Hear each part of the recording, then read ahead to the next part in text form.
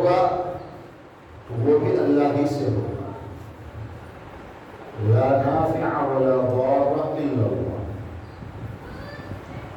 ہمیں نقصان اور فائدہ صرف اللہ ہی پہنچا سکتا ہے. اب چھوٹی چھوٹی چیزوں کے لیے لوگ دوسروں کے پاس جاتے ہیں اور وہاں جا کر کے منتیں نظر مانگتے ہیں، پھر اس نظر کو پورا کرتے ہیں. یہ سب شرک میں آتا ہے. جو اللہ کی صفت ہے، جو اللہ کے کام ہے، وہ کوئی دوسرا کر ہی نہیں سکتا. کسی کو فائدہ پہنچانا، کسی کو نقصان دینا، یہ صرف اللہ کی صفت ہے. کوئی اور نہیں ہے جو یہ کام کر سکے. اب کسی کے بارے میں یہ گمان رکھ کر، یہ یقین رکھ کر کہ اللہ کے ساتھ یہ لوگ بھی ہمارا کام بنا سکتے ہیں، وہاں جا کر کسی بھی طرح کی کوئی بھی حرکت کرنا، یہ بڑا شرک ہے. اللہ تبارک و تعالی نے قرآن میں اس کا ذکر فرمایا کہ ذبح جو ہے وہ صرف اللہ کے ساتھ ہے، اور خاص کر اس کو نماز کے ساتھ جوڑ کر بتایا. جس طرح ہم اچھی طرح جانتے ہیں کہ نماز صرف اللہ کے لیے پڑھنا ہے، اسی طرح اللہ نے نماز کے ساتھ جانور کے ذبح کرنے کو ایک ساتھ بیان کیا.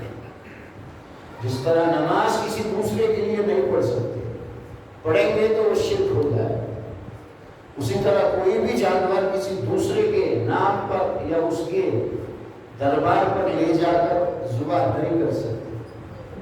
اگر کریں گے تو وہ شرک ہوگا جو کہ ایمان کو ایک دم ختم کر دے. سورہ کوثر ہم سب کو یاد ہے، اس میں اللہ نے کیا فرمایا؟ اِنَّا أَعْطَيْنَاكَ الْكَوْثَرَ فَصَلِّ لِرَبِّكَ وَانْحَرْ. اے نبی، ہم نے آپ کو کوثر عطا فرمایا. اور کوثر کے بہت سارے معنی ہیں، ان میں زیادہ مشہور جو ہے وہ یہ ہے کہ قیامت کے دن اللہ تبارک و تعالی ہمارے نبی کو آب کوثر عطا فرمایا. حوض کوثر، کوثر کا ایک حوض، ایک بہت بڑا حوض ہوگا جس سے ہمارے نبی ساری امت کو، امت کے ایمان والوں کو پانی پلائیں. یہ شرف ہمارے نبی کو ملے گا قیامت کے. اس کا ذکر کرتے ہوئے اللہ نے فرمایا، اس لیے اے نبی آپ دنیا میں خوب نماز پڑھو. فصلی لربک، اور نماز کس کے لیے پڑھنا ہے؟ اللہ کی، اپنے رب کے لیے خوب نماز پڑھو. اتنا بڑا مقام آپ کو ملے گا تو اس کی تیاری یہیں سے کرو، خوب نماز ادا کرو. فصلی لربک وانحر، اور قربانی نہیں اللہ کے لیے کرو. نحر کہتے ہیں اونٹ کو ذبح کرو. اونٹ ہو یا اس سے چھوٹی کوئی جانور، ذبح کرنا صرف اللہ کے لیے. اب یہ کسی اور کے لیے ہوگا تو وہ شرک ہوگا، اور شرک بہت ہی ایمان کو برباد کرنے والا عمل ہے. ناقض وضو جس طرح سے ہے، وضو کو توڑنے والی جتنی چیزیں ہیں ان میں سے کوئی چیز اگر ہو جائے تو وضو ٹوٹ جائے گا فوراً، وضو باقی نہیں رہے گا. اسی طرح ایمان کو توڑنے والی چیزیں، ایمان کوئی حصی چیز نہیں ہے کہ پکڑ کر اس کو توڑا جائے. وہ ایک معنوی چیز ہے، وہ ایک یقین ہے جو آپ کے دلوں میں ہوتا ہے. اس کو توڑنے کا مطلب کیا ہے؟ اس کو سرے سے ختم کر دیں، وہ ایک دم ختم ہو جائے گا. اس تو اسلام کے اور ایمان کے ختم کرنے والی چیزوں میں سب سے بڑا تو عموماً شرک ہے، شرک کی کوئی بھی قسم، اور پھر خاص کر کے کسی کے لیے اللہ کو چھوڑ کر قربت کے لیے اپنے کسی فائدے کے لیے کوئی جانور کہیں بھی لے جا کر ذبح کرے انسان،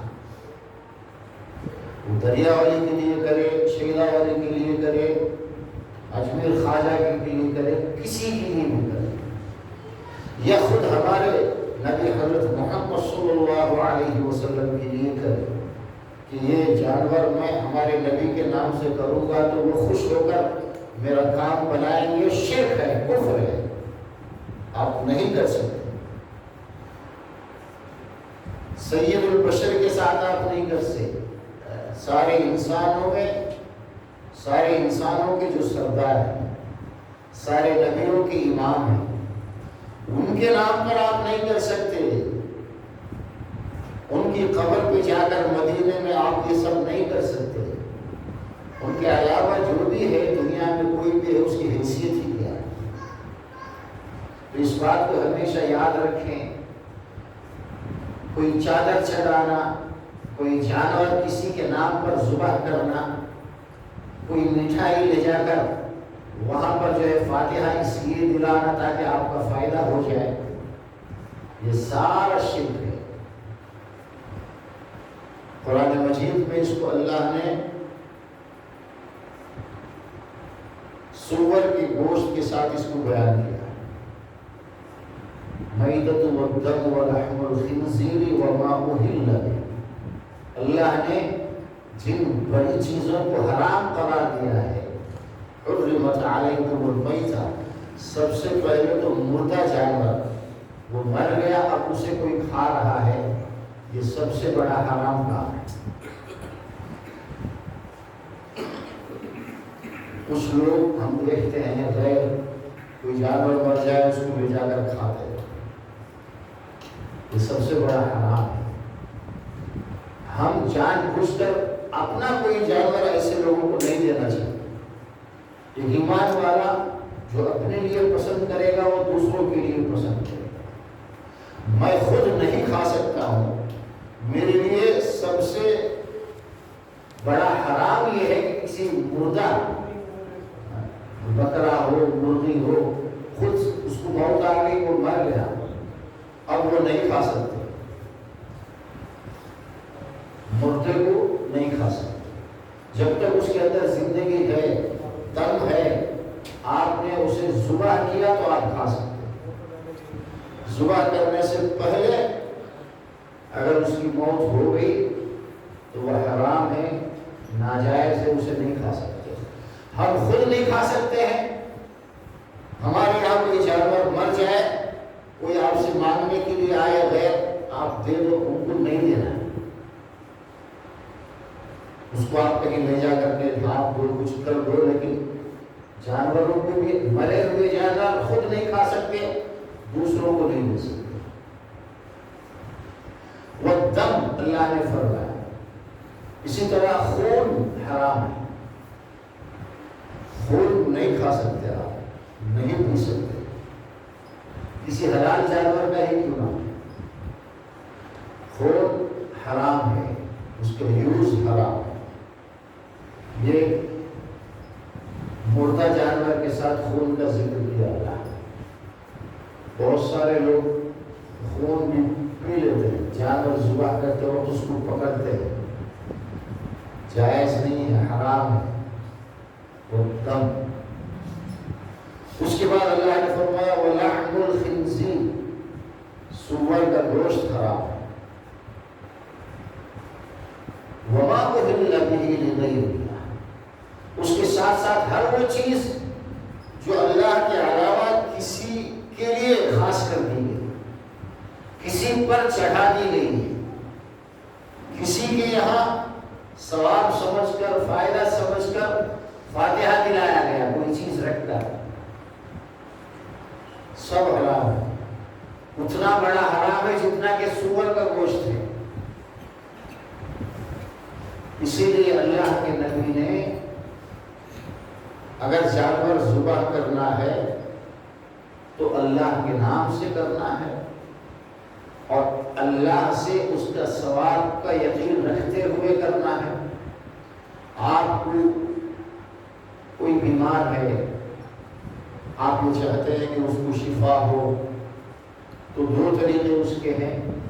ایک طریقہ یہ ہے کہ اسے پہلے ہی سے جانور ذبح کر کے اللہ سے مانگے، اے اللہ میرے فلاں کو آپ ٹھیک کر دو، اس کی بیماری دور کر دو، اس کی پریشانی دور ہو جائے۔ دور ہونے سے پہلے ہی کوئی جانور ذبح کر کے آپ تقسیم کر دے، اسے صدقہ کہتے ہیں، اور صدقے سے اللہ کی ناراضگی دور ہوتی ہے اور اللہ ضرور مدد کرتا ہے۔ زیادہ چانس یہ ہے کہ اس طرح سے اگر کوئی عمل کرے تو بیماری دور ہو سکتی ہے۔ پہلے کرنا، ہم لوگ کیا کرتے ہیں، نظر منت مانگتے ہیں کہ مجھے بچہ ہو گیا تو میں 2 جانور ذبح کروں گا۔ اگر یہ نظر اللہ کے لیے ہے تو جائز ہے۔ جائز کا مطلب بہت ثواب والا کام نہیں ہے، جائز ہے، مباحات میں سے کہ آپ کوئی جس کے لیے آپ نے منت مانگی ہے وہ اگر ٹھیک ہو جائے تو جتنے بکرے آپ نے کہا تھا ان کو آپ کو دینا پڑے گا ضرور۔ نظر ماننا مباحات میں سے ہے، جائز چیزوں میں سے ہے، لیکن کام ہونے پر اس نظر کو پورا کرنا واجبات میں سے ہے، ضرور کرنا پڑے گا۔ یہ ایک طریقہ ہے۔ پہلا جو طریقہ تھا کہ پہلے ہی سے آپ ذبح کرے یا کچھ پیسے خرچ کر کے کسی کو دے دے اور اللہ سے دعا مانگے کہ اللہ ہمارے اس بیمار کو ٹھیک کر دے،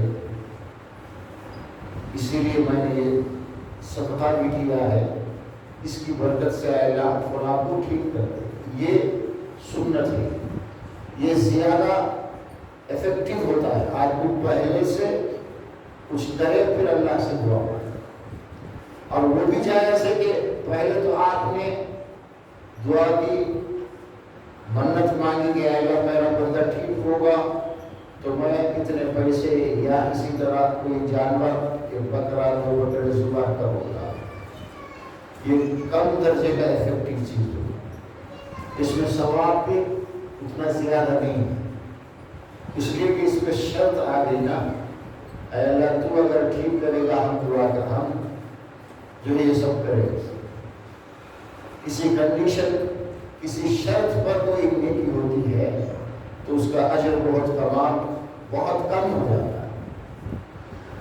تو یہ 2 طریقے ہیں، ان دونوں طریقوں میں بندے کو اللہ سے ہی دعا مانگنا ہے، اور جو کچھ آپ کرنا چاہتے ہیں وہ اللہ کے لیے کرنا ہے۔ اللہ کے کسی بندے کے ساتھ ایسا نہیں کر سکتے، کسی ولی کے ساتھ، کسی درگاہ کے پاس نہیں۔ اگر آپ یہ دعا کریں گے کہ میرا فلاں بیمار ہے، اے اللہ والے، اے اللہ کے ولی آپ اگر خود ٹھیک کرو یا اللہ سے ٹھیک کرواؤ تو میں یہ منت کروں گا، یہ شرک ہے۔ اس لیے کہ آپ کی بات سنیں گے تو کچھ کر پائیں گے نا۔ جو اس دنیا سے جا چکا ہے، جو مر چکا ہے، وہ کوئی بات آپ کی سن نہیں پائے۔ آپ اس کے پاس جا کر سلام وغیرہ کرتے ہیں، اللہ اپنے فرشتوں کے ذریعے سے اس تک وہ بات پہنچاتا ہے، وہ خود نہیں سنتے۔ عام انسان کی کوئی بات کیا ہے، ہم میں سے اگر کوئی اسے توفیق ہوئی وہ مدینہ گیا اور مدینے میں اللہ کے نبی کی قبر کے سامنے سے گزرتا ہے مواجہ، اور وہاں وہ سلام کرتا ہے، کیا وہ سلام جو وہ کرتا ہے اللہ کے نبی سنتے ہیں؟ نہیں۔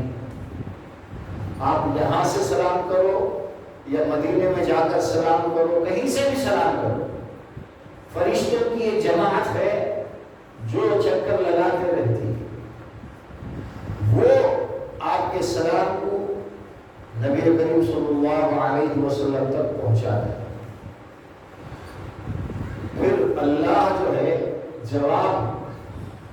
دینے کی صلاحیت ہمارے نرمے میں ڈالتا ہے۔ تھوڑی دیر کے لیے اللہ ان کی روح کو واپس کرتا ہے اور وہ سلام کا جواب دیتے ہیں۔ یہ احادیث کے اندر موجود ہے۔ دنیا کے کسی بڑے سے بڑے انسان سے آپ ڈائریکٹ یہ نہیں کہہ سکتے کہ آپ میری یہ درخواست سنیے، اسے پورا کیجیے، آپ خود نہیں کر سکتے تو اللہ سے کہیے۔ کسی کے بارے میں، کسی مردے کے بارے میں یہ عقیدہ رکھنا کہ میں جب اس سے کوئی بات کروں گا وہ میری بات سن کر اللہ تک پہنچائے گا، یہی تو کہتے ہیں نا ہمارے بارے میں اللہ سے وہ بات کرے گا، شرک ہے، کفر ہے۔ دنیا کا کوئی بھی انسان بڑے سے بڑا کیوں نہ ہو، کسی کی بھی کوئی بات وہ سن نہیں پائے۔ وَمَا أَنْتَ بِمُسْمِعٍ مَّن فِي الْقُبُورِ، قرآن میں یہ آیت اللہ نے نازل فرمائی۔ اے محمد، جو قبر میں جا چکا ہے اسے آپ کوئی بات سنا نہیں سکتے۔ آپ ان کو ہدایت کیا دیں گے؟ آپ کوئی بات ان کو سنا بھی نہیں سکتے۔ یہاں من فی القبور سے دو مطلب کہ ایک تو واقعی جو حقیقت میں مر چکا ہے، جو قبر میں جا چکا ہے، اسے دنیا کا کوئی آدمی کوئی بات سنا نہیں سکتا ہے۔ دوسرے، آدمی زندہ تو ہے لیکن مردوں کے برابر ہے، گناہوں میں، بے ایمانی میں اتنا ہے کہ اس کا جو دل مر چکا ہے اس کے بارے میں کہا جا رہا ہے اسے آپ کچھ بھی کہہ کر اس کے دل میں کوئی بات ڈال نہیں سکتے۔ دل ایک دم برباد ہو چکا ہے، اب اس کے ایمان لانے کی کوئی صورت باقی نہیں، اس آدمی کو مردہ کہا جاتا ہے۔ ان دونوں کو کوئی اچھی بات بیان کرنا، سنانا کہ ان میں کوئی حرکت آ جائے اور ان کے دل زندہ ہو، یہ ممکن نہیں۔ تو اس دنیا میں رہتے ہوئے ہم کسی ایسے سے جو اس دنیا سے جا چکا ہے، ہماری کوئی بات اسے سنا نہیں سکتے ہیں اور وہ کوئی بات ہماری سن نہیں سکتا ہے۔ اب کسی کے بارے میں یہ سوچنا کہ مجھے فلاں تکلیف ہے، فلاں درگاہ کے پاس جاؤں اور ان سے منت مانگ لوں تو میرا کام بن جائے گا، وہ میرا کام بنا دیں گے یا خود سے بنا دیں گے یا وہ اللہ سے دعا کریں گے، یہ سارا سوچ کر کے آدمی کسی کے پاس جاتا ہے، نظر رکھتا ہے، تو یہ شرک ہے اور یہ ناقض اسلام میں سے ایک ہے، نواقض اسلام، اسلام اور ایمان کو ختم کرنے والی چیزوں میں سے ایک ہے ہی، اس لیے اسے ہمیشہ یاد رکھنا چاہیے۔ اور بھی بہت ساری چیزیں ہیں، اسلام کی کسی بات کو آدمی یہ سمجھے کہ اس سے بڑھ کر کوئی بات ہو سکتی ہے، کسی بھی بات ہو آدمی یہ سمجھنے لگے کہ اس سے تو وہ چیز اچھی ہے۔ اللہ نے دن رات 24 گھنٹوں میں 5 فرض نمازیں ہمیں دی ہیں۔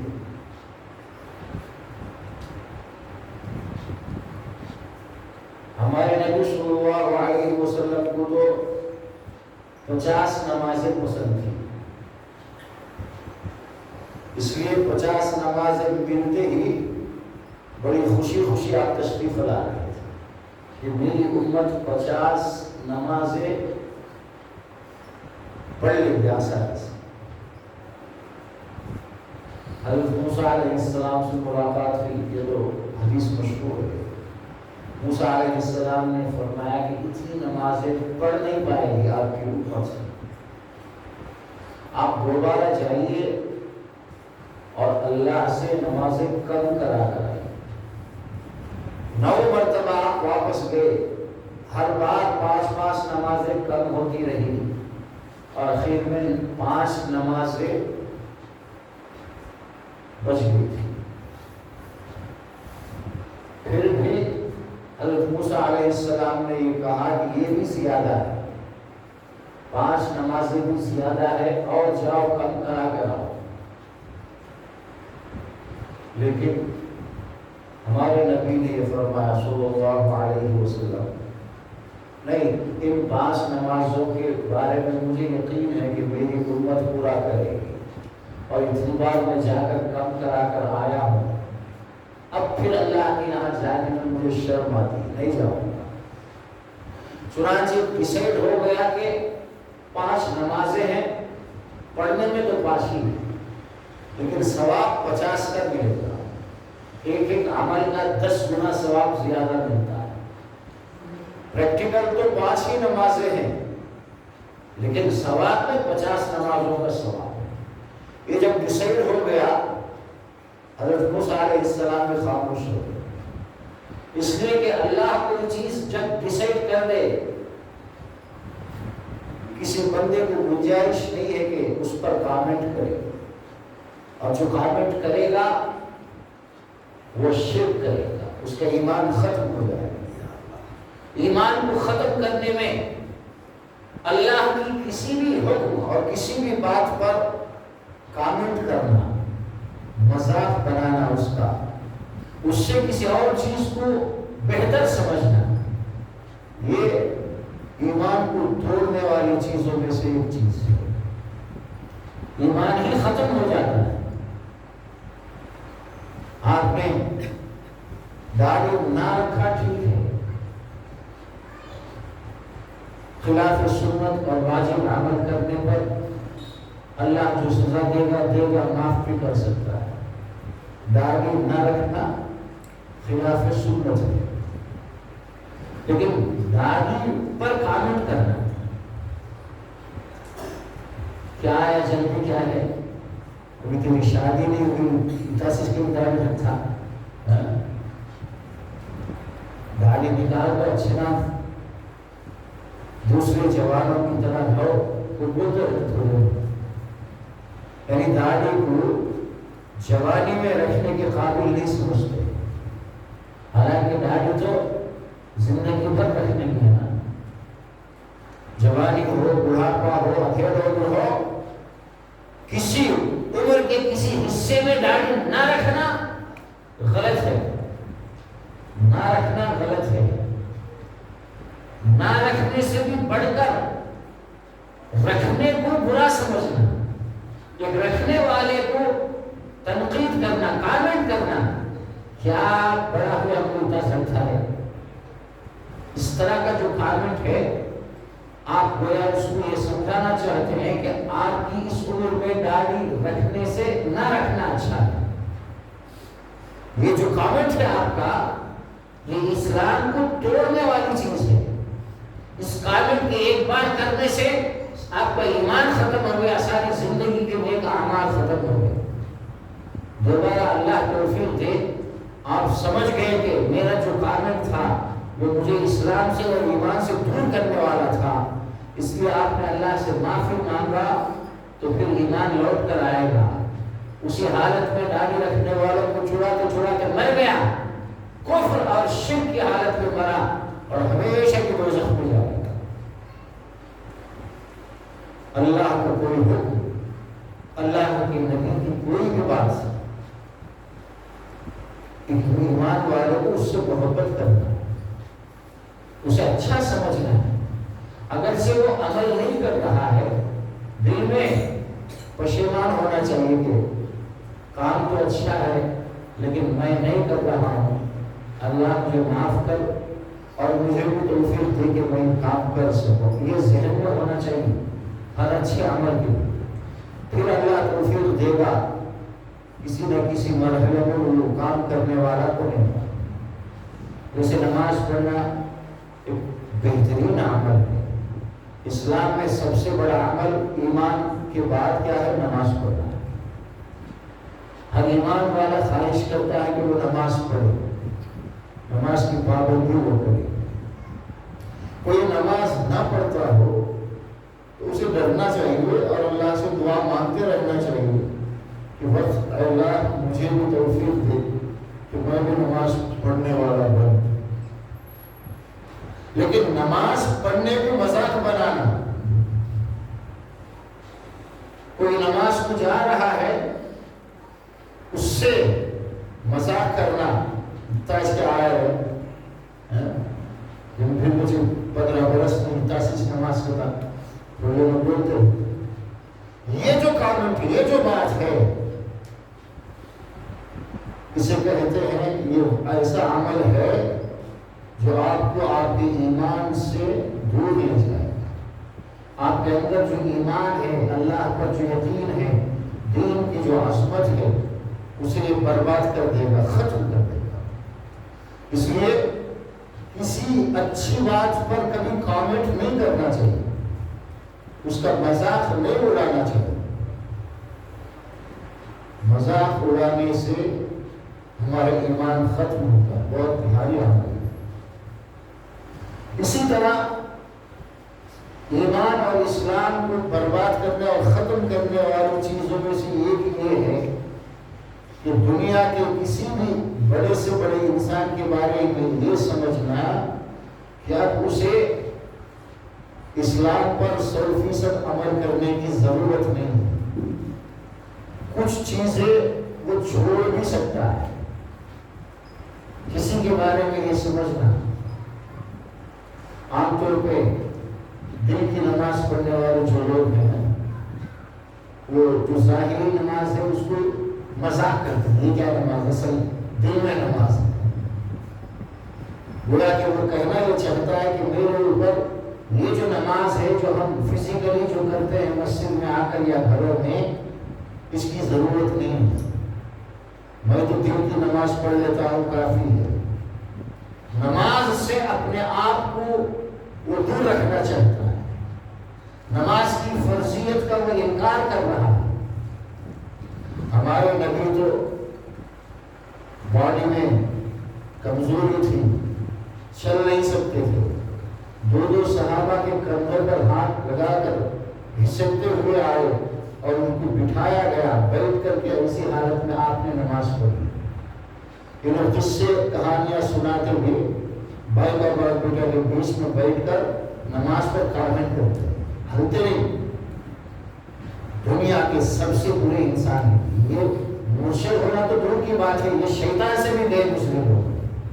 اور جب پہلا یہ کامنٹ کرتے ہیں اس طرح کا، یہ دین سے، اسلام سے بہت دور جا چکے ہوتے.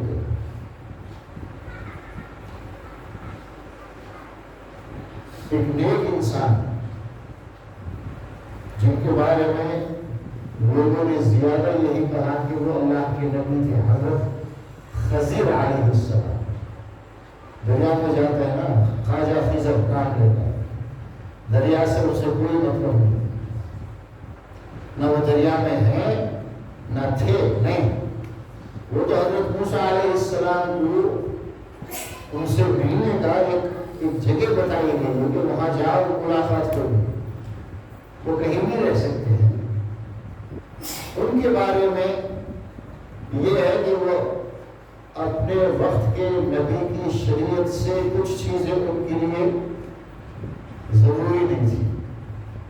حضرت موسیٰ علیہ السلام کے ساتھی وہ جب سفر پہ نکلے تو انہوں نے ایک بچے کو قتل کیا.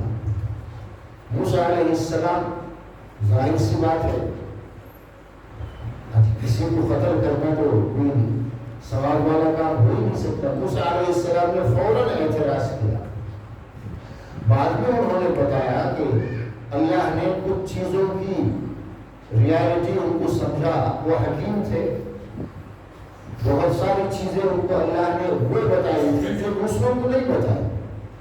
ان کو اللہ نے بتایا تھا کہ یہ بچہ جو ہے بڑا ہو کر ان کے ماں باپ کے لیے دوزخ میں جانے کا ذریعہ بن سکتا ہے، ان کے ماں باپ کو بھی غلط راستے پر لے جا سکتا ہے.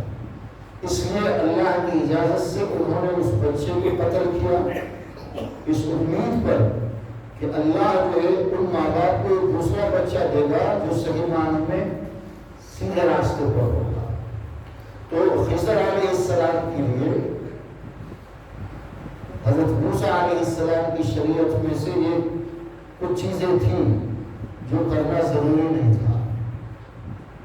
ان کو تو جو حضرت موسیٰ علیہ السلام کی دین کے اندر جو بھی اس وقت قتل کرنا تو حرام تھا، لیکن حضرت خضر علیہ السلام کے لیے جائز تھا، کیونکہ وہ بھی نبی تھے، اللہ کی وحی ان کو آتی تھی، مصلحت کی بنا پر ان کے لیے اللہ نے جائز قرار دیا۔ تو اس امت میں کوئی یہ سمجھے کہ حضرت خضر کو اللہ نے کچھ چیزیں معاف کر دی تھی، ان کے لیے ضروری نہیں تھا کہ اس وقت کے دین کی ہر بات پر عمل کریں، اللہ نے ان کو ایک خصوصیت عطا فرمائی۔ اب کوئی یہ سمجھے کہ اس امت میں بھی جو بڑے بڑے اللہ کے ولی ہیں ان کو بھی کچھ احکام وہ نہیں بھی کرے تو چلے گا، اگر اس طرح کوئی سمجھتا ہے، جبکہ اللہ کے نبی نے ٹوٹلی سب کے لیے بتایا کہ اللہ کے احکام ہیں، یہ کسی کو معاف نہیں ہے، سب کو کرنا ہے۔ وہ دخلوا فی السلم کافہ، قرآن کی آیت ہے، اے ایمان والو تم سب کے سب پورے اسلام میں داخل ہو جاؤ۔ 80% 90% کروں گا، 10% چھوڑ دوں گا، نہیں ہوگا، 100% دین میں عمل کرنا ہے۔ اور اللہ کے نبی نے بھی بار بار اس کو سمجھایا۔ اپنے لیے آپ نے کسی چیز کو جو ہے جو کہ حرام ہو اور آپ نے حلال کر لیا، ویسا نہیں۔ جبکہ ایک مرتبہ صرف شہد کھانے سے اللہ کے نبی نے اپنے آپ کو روک لیا تھا، اپنی بیویوں کی خوشبو کی۔ کسی ایک بیوی کے گھر میں آپ نے شام کے وقت میں شہد پی لیا، دوسری بیویوں کو اس سے شکایت ہوئی، اللہ کے نبی نے یہ فرما دیا کہ اب میں کسی کے یہاں شہد نہیں پیوں گا، شہد ہی نہیں پیوں گا۔ اللہ نے فوراً قرآن میں آیت نازل فرمائی، یا ایھا النبی لم تحرم ما احل اللہ لک تبتغی مرضات ازواجک۔ اے نبی، اللہ نے جو چیز تم کو حلال کیا ہے، یعنی شہد ہم سب کے لیے حلال ہے، آپ کون ہوتے ہیں، آپ کیسے اس چیز کو اپنے اوپر حرام کر لیتے ہیں بیویوں کی خوشی کی؟ تبتغی مرضات ازواجک، بیویاں ناراض ہو جائے کوئی حرج نہیں ہے، آپ جس چیز کو اللہ نے آپ کے لیے حلال رکھا ہے، شہد حلال ہے، آپ پی سکتے ہیں، بیویوں کو راضی کرنے کے لیے اسے اپنے سے آپ حرام نہیں قرار دے سکتے۔ ایک چیز بھی جو اللہ نے حلال کیا ہے وہ کسی کے لیے حرام نہیں ہو سکتی، اور ایک چیز بھی جو اللہ نے حرام کیا ہے جس کے یوز ہم نہیں کر سکتے، وہ کسی ایک بندے کے لیے بھی وہ حلال نہیں ہو جائے۔ جو حلال ہے سب کے لیے حلال ہے، ان میں سے کسی ایک کو جو ہے رعایت نہیں ملے گی۔ اب کوئی یہ سمجھے کہ بڑے پہنچے ہوئے ہیں، ان کو 5 وقت کی نماز کی کیا ضرورت ہے، وہ آزاد ہے، نماز نہیں بھی پڑھیں گے تو بھی وہ مرشد ہی رہیں گے۔ یہ ہے ایمان سے نکالنے والی چیز۔ عام طور پر جس سے ہم مرشد سے مرید ہوتے ہیں نا، اس کے بارے میں ضروری نہیں سمجھتے کہ وہ مسجد جا کر جماعت کے ساتھ نماز پڑھے، وہ آتا بھی نہیں، چونکہ وہ شیطان بنا ہوا ہے، وہ کیسے آئے گا؟ خود شیطان بنا ہوا، نہ نماز کی پابندی ہے، نہ مسجد میں جانے کو ضروری سمجھتا ہے۔ کبھی پڑھ بھی لیا کسی وقت، وہ گھر میں پڑھ لے گا، یا عام طور پر تو نماز چھوڑ دیتے ہیں۔ ان کے بارے میں اچھا گمان رکھنا، وہ نماز چھوڑ بھی دے پھر بھی ہم ان سے خوش ہیں، یہ کفر ہے۔ والا عمل ہے. ہمیشہ ایسی چیزوں سے انسان کو باخبر رہنا چاہیے. جو چیز ہمارے اسلام کو ہمارے ایمان کو ختم کر دے, اس میں کمزوری لائے, ہر اس چیز سے ہمیں دور رہنا ہے اور پہلے ان چیزوں کو سمجھنا بھی ہے. اللہ تعالیٰ اس بہت ساری باتیں ہیں, آج کچھ باتوں کا ذکر ہوا ہے, ورنہ بعض حضرات نے کتابیں لکھی ہیں اس پر. کسی نے یہ کہا کہ 300 سے لے کر 400 تک ایسے کام ہیں جو ہمارے ایمان کو ختم کر دیتے ہیں. اللہ تبارک و تعالی ہمیں ان چیزوں کو سمجھ کر ان کو ہمیشہ ان سے دور رہنے اور اپنے ایمان کو مضبوط رکھنے کا اللہ ہم سب کو توفیق دے. سبحانک اللہم و بحمدک نشہد ان لا الہ الا انت